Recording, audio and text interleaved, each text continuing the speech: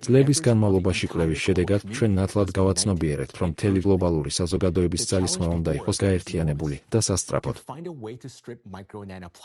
ჩვენს წინაშე არსებული ამოცანა უზარმაზარია. ვიპოვოთ გზა, რათა გამოვრიცხოთ მიკრო და ნანოპლასტმასების უნარი, დაგროვდნენ და შეინარჩუნონ მუხტი მთელ ბიოსფეროში და არა მხოლოდ ერთ სინჯარაში ან კონკრეტულ ადამიანში. ეს უნდა გაკეთდეს კაცობრიობის, პლანეტის ან დედამიწის მაგნიტური ველის დაზიანების გარეშე. დღეს მიკრო და ნანოპლასტმასები ყველა ადამიანში გვხვდება, მათ შორის ახალშობილებში, რომლებმაც პირველი შესუნთქვა გააკეთეს.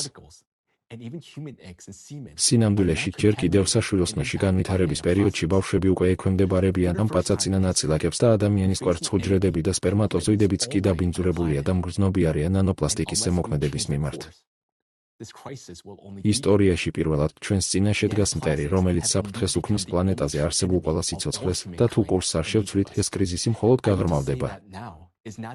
ნანოპლასტმასები ნამდვილად გახდა მთელი კაცობრიობის და თითოეული ჩვენგანის ერთადერთი ნამდვილი მტერი. მინდა შემდეგი ვთქვა. ახლა არ არის გეოპოლიტიკური დაპირისპირებების, ეკონომიკური ომების ან ახალი იმპერიების მშენებლობის დრო. როდესაც ადამიანი ხვდება, რომ კვდება, ახალი სახლის დაწყებას აზრი არ აქვს, განსაკუთრებით მაშინ, როდესაც იქ არავინ ცხოვრობს. და მით უმეტეს, ჩვენ აღარ გვაქვს დრო სამხედრო კონფლიქტებისთვის. აზრი არ აქვს ერთმანეთის კლას, რადგან ჩვენი საერთო უხილავი მტერი უკვე გვკლავს და ზოგიერთმა ადამიანმა ეს ჯერ არ იცის. ჩვენ არ შეგვიძლია გულგრილი დავრჩეთ ამ საფრთხის მიმართ, რადგან ჩვენი მომავალი დამოკიდებულია იმაზე, შევძლებთ თუ არა გვერდზე გადავდოთ ჩვენი განსხვავებები და გავერთიანდეთ ამ მკვლელის, ნანოპლასტიკის წინააღმდეგ, რომელიც საფრთხეს უქმნის ჩვენს პლანეტაზე არსებულ ყველა სიცოცხლეს.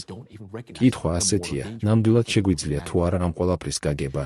ან ნანოპლასტმასმა უკვე იმდენად დაგვიბინდა გონება, რომ ვერც კი ვხვდებით კაცობრიობის მომაკვდინებელ საფრთხეს? მაგრამ თუ ჩვენ ჯერ კიდევ შეგვიძლია რეალობის დანახვა ისეთი, როგორიც არის, მაშინ უბრალოდ უნდა ვიმოქმედოთ, უბრალოდ უნდა ვიპოვოთ გამოსავალი, სანამ ჯერ კიდევ შეგვიძლია.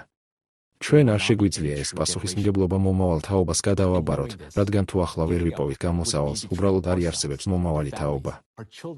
და ამ ყველაფრის ცოდნა, დანებება ნიშნავს საკუთარი თავის, ჩვენი ოჯახების, ჩვენი შვილების და მთელი კაცობრიობის ღალატს, ამ პლანეტაზე არსებული ყველა სიცოცხლისნელი და გარდაუვალი სიკვდილისთვის განწირვას.